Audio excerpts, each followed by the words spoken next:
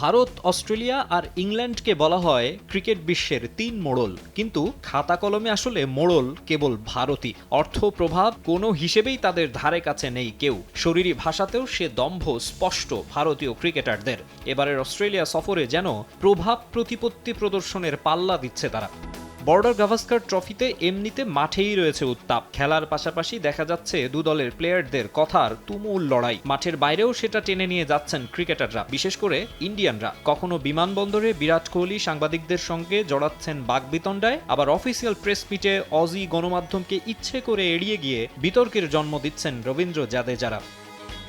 এসবের মাঝে বিতর্ক উস্কে দিলেন অস্ট্রেলিয়ান ক্রিকেটাররা। মেলবোর্নে চতুর্থ টেস্টের আগে এক মিডিয়া সেশনে ভারতীয় ক্রিকেট, বিসিসিআই ও আইসিসি নিয়ে কিছু প্রশ্ন করা হয়। সে সময় স্টিভেন স্মিথ ইন্ডিয়ান বোর্ডকে বিশ্ব ক্রিকেটের নিয়ন্ত্রক সংস্থার চেয়েও শক্তিশালী বলেন। আবার ট্রাভিস হেড বলেন আইসিসি শক্তিশালী, তবে বিসিসিআই ক্রিকেটের শাসক। একই রকম উত্তর দেন অ্যালেক্স ক্যারি, উসমান খাজারাও।